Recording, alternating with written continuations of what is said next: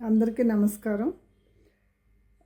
వినాయక చవితి ఇంకా ఒక వారం ఉంది కనుక కొంచెం ముందుగానే మాట్లాడదామని ఈ వీడియో చేస్తున్నాను. ఈ వీడియోలో నా ముఖ్య ఉద్దేశం ఏంటంటే, ఈ వినాయక చవితి అందరూ కూడా చాలా చక్కగా ఆనందోత్సాహాలతో జరుపుకోవాలి అని కోరుకుంటున్నాను. అయితే ఈ వినాయక చవితిని మనం కొండంత దేవుడికి కొండంత పత్రి అని అంటారు కదా. అలాగా కొండంత దేవుణ్ణి పెట్టొద్దు, కొండంత పత్రిని కూడా వీలైనంత వరకు వాడకుండా ఉండడమే మంచిది అనేది చెప్పాలని నా ఉద్దేశం. ఇప్పుడు మనం ఒక సైన్స్ తెలిసిన మనుషులుగా మనం అందరం కూడా ఇప్పుడు పేపర్లోని సోషల్ మీడియాలోని టీవీల్లోని చూస్తున్నాము. ఏంటంటే ప్లాస్టర్ ఆఫ్ ప్యారిస్ తోటి ప్రమాదకరమైన కెమికల్స్ తోటి కలిసి ఉన్న రంగులు వేసిన బొమ్మల్ని వాడొద్దు. ఎందుకంటే ఎంత చక్కటి పూజలు చేసినా, ఎంత చక్కగా మనం దేవుణ్ణి ఎన్ని రోజులు సేవించినా కూడా వినాయకుడిని నిమజ్జనం చేయడం అనేది తప్పనిసరి. కాబట్టి ఆ విగ్రహాల వలన అక్కడ ఏ చెరువులు నదులు ఏవైతే ఉన్నాయో అవన్నీ కూడా కలుషితం కాకుండా ఉండాలన్నది ఇప్పుడు ప్రతి ఒక్కరు కూడా మాట్లాడుతున్న విషయం. ఒక ఉపాధ్యాయునిగా నేనేం చేస్తానంటే, ఇంకొక 15 రోజుల్లో పండగ ఉందనగా నా విద్యార్థుల్ని మోటివేట్ చేయడం ప్రారంభిస్తాను. కనీసం మీ ఇంట్లో చేసే పూజకైనా సరే మట్టి విగ్రహాలని వాడండి. అలాగే మీకు తెలిసిన వాళ్ళందరికీ కూడా మట్టి విగ్రహాలను మాత్రమే పెట్టి పూజ చేయండి అని చెప్తూ ఉంటాను. నా ప్రయత్నం ఫలించి కనీసం ఒక 5-6 సరే ఆ విధంగా మట్టి విగ్రహాలను పూజిస్తే కొంతవరకు నేను సఫలీకృతురాలైనట్లే నేను భావిస్తాను.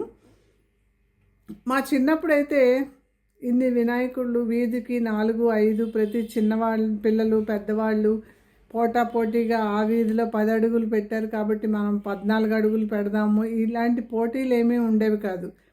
ఒక ఊరికి చిన్న పల్లెటూళ్ళు అయితే ఒక 4 వీధుల్లో లేదా 3 వీధుల్లోని ప్రసిద్ధమైన వాళ్ళు ఎవరైతే ఉంటారో వాళ్ళు ఒక వినాయకుడిని పెట్టి 9 రోజులు చాలా భక్తి శ్రద్ధలతో పూజలు చేసేవారు.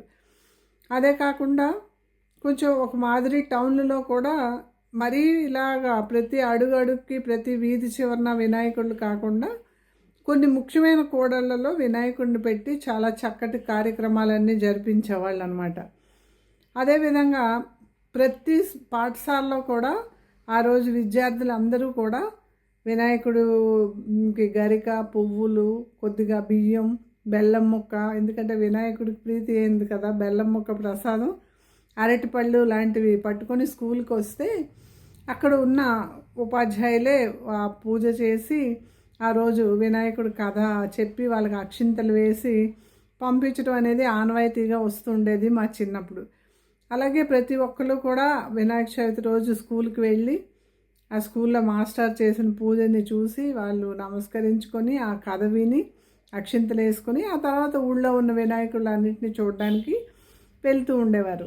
ఇప్పుడు ప్రతి ఇంట్లోని చేసుకుంటున్నారు కాబట్టి చాలా వరకు స్కూళ్ళల్లో వినాయకుడిని పెట్టడం అనేది ఇప్పుడు తగ్గిపోయింది. చేయొచ్చు, అందరూ కూడా పూజ చేసుకోవడం అనేది చాలా మంచి అలవాటు, మంచి పద్ధతి కూడా. కానీ వీలైనంత వరకు మట్టితో చేసిన మట్టి వినాయకుడిని మాత్రమే ఉపయోగించాలి అని చెప్పాలన్నది నా ముఖ్య ఉద్దేశం. అయితే చిన్నప్పుడు ఇంతలాగా ప్రతి పండగని చాలా గ్రాండ్గా జరుపుకోవడం అనేది మాకు తెలీదు. చక్కగా ఏదో ఒక దగ్గర మన ఇంటికి కొంచెం దగ్గరలో ఎక్కడైనా వినాయకుడిని పెడితే మాకు భలే సందడిగా ఉండేది. ఎందుకంటే పగలంతా కూడా, అంటే అప్పుడు రేడియోలో ఎప్పుడో ఉదయం ఒక అరగంట, సాయంత్రం ఒక అరగంట మాత్రమే సినిమా పాటలు వినే అవకాశం ఉండేది. టేప్ రికార్డర్లు అవి కూడా అంతగా ప్రాచుర్యంలో లేని రోజుల్లో అన్ని నా చిన్నతనం అనమాట. అప్పుడు వినాయకుడిని పెడితే ప్రతి రోజంతా కూడా పాటలు వేస్తారు, ఆ పాటలు వింటూ ఉండొచ్చు అనేది చాలా ఆనందం కలిగేది అనమాట. ఊళ్ళో ఎవరైనా కాస్త మోతుబర్లు లేదా కొంచెం పల్లెటూళ్ళల్లో డబ్బున్న వాళ్ళ ఇంట్లో పెళ్ళైనప్పుడు, అలాగే వినాయక పందిరిలో 9 రోజులు చక్కగా రోజంతా కూడా పాటలు, భక్తి గీతాలు, మామూలు సినిమా పాటలు కూడా వేస్తూ ఉండేవారు. అదే కాకుండా ప్రతిరోజు పందిట్లో దేవుడికి దండం పెట్టుకోవడం, ప్రసాదం తినడం ఇవన్నీ కూడా చాలా ఆనందాన్ని ఇచ్చే కార్యక్రమాలు అనమాట. ఇప్పటికీ ఎప్పటికీ కూడా ప్రతిరోజు వినాయక పందిరిలోకి వెళ్ళడం, దేవుణ్ణి దర్శించుకోవడం అనేది అందరికీ చాలా ఆనందాన్ని ఇచ్చే విషయమే. అయినా కూడా మా చిన్నప్పుడు అదేవిధంగా 9 రోజులు నవరాత్రులుగా జరిపి ఆ 9 రోజులు రాత్రి ఏదో ఒక కార్యక్రమాన్ని పెట్టేవారు. హరికథ కానీ, బుర్రకథ కానీ, లేదా సత్యహరిశ్చంద్ర, గయోపాఖ్యానం వంటి నాటకాలు ఇవన్నీ కూడా ఉండేవి. కొన్ని నాటకాలు అయితే రాత్రి 10 ఆ టైంకి మొదలైతే తెల్లవారి 4, 5 వరకు కూడా కొనసాగేవన్నమాట. అలాగే కునికిపాట్లు పడుతూ ఆ ప్రోగ్రాములు చూసేస్తూ ఉండేవాళ్ళమి, చాలా ఆనందించేస్తూ ఉండేవాళ్ళమి. ఇప్పుడు అవన్నీ చెప్పుకోవడానికి కథల్లాగా మిగిలిపోయి, కానీ ఇప్పుడు సినిమా, టీవీ, సెల్ ఫోన్లో అయితే రోజంతా పాటలు, రీల్స్, సినిమాలు, న్యూసు, అనవసరమైన విషయాలు ఏవి కావాలంటే అవి మంచి అరచేతిలోనే ఉంటున్నాయి. కాబట్టి ఆ ఆనందం గురించి చెప్తే కొంచెం వినేవాళ్ళకి వింతగా ఉంటుంది. కానీ ఇంత ఎంటర్టైన్మెంట్ లేని రోజుల్లో అది చాలా పెద్ద ఎంటర్టైన్మెంట్గా మేము ఎంజాయ్ చేసేవాళ్ళం అనమాట. సాయంత్రమే ఎక్కడ ఏ వీధిలో అయితే ఆ కార్యక్రమం జరుగుతుందో, ఆ నాటకం కానీ లేదా హరికథ, బుర్రకథ కానీ జరుగుతుందంటే సాయంత్రం నుంచి కూడా గోనె సంచులు అక్కడ రిజర్వేషన్కి పంపించి అక్కడ ముందుగా అవి వేయించుకొని ఆ కార్యక్రమం బాగా కనిపించేలా కూర్చొని, నా చిన్నప్పుడు సత్యహరిశ్చంద్ర నాటకాన్ని కనీసం ఒక 40-50 సార్లు చూసుంటాను.